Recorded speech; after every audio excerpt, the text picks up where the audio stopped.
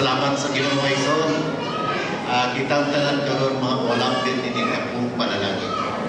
Salamat ka ako nakita ang Maison ang pagpili sa Diyos na Abraham.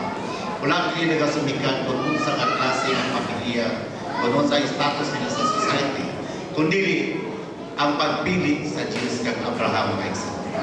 Ato makita nga sa gisulti sa namumulo nga si Abraham wala nagikan sa usa ka pamilya na maayo, tungganon, kundi siya ang usa ka anak sa usa ka amahan nga nagsimba og Dios Maison.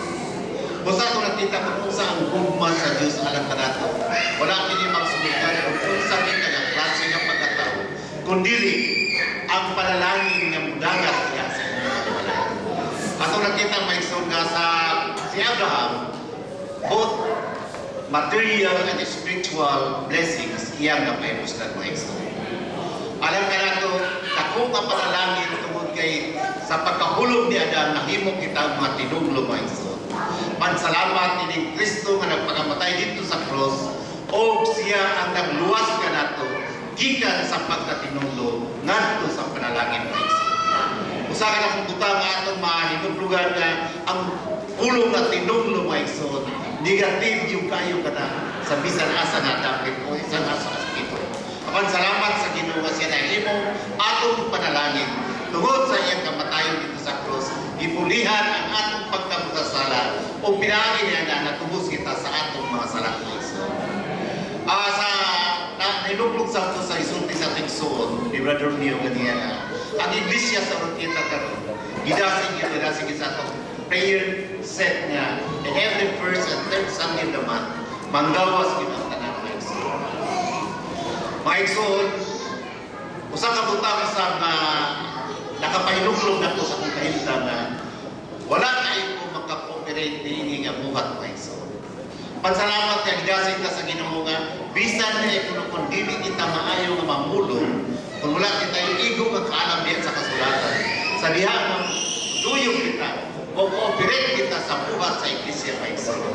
Papanalanginan sabta Maison. Salamat sa Ginoo naghatag kita ng encouragement Maison nga dili lang di ang qualification na ang pag-ebanghelyo katong maayo nga mamulong, kundi usa-usab ka sa dampaluyo diha sa mapag-ampo kung nausa ka po diha sa lawas Maison. Natagong sa ko Maison nga ang pag-ebanghelyo diha dili kini mao'y katapusan na proseso nga himuon sa usa ka pagtutuo Maison. Sa diha nga nakatuman na kita sa pag-ebanghelyo o nakadala na kita ang makalam diha sa tiinan sa Ginoo, nagkinahanglan na kini Maison sa pangatiman nato.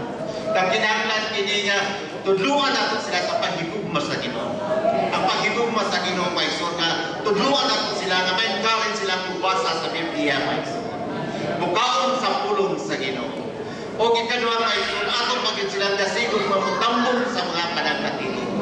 Busa ang sumikan sa kini sa tanang mga nangnanga Maison, gapon mga kita niya sa matambong sa tanang mga panagkatigong sa iglesia. Kini tanan nga nakabatuna sa kinabuhi sa Ginoo. Kini nakabatuna sa grasya o napadalinginan sa kaluwasan. Mudangat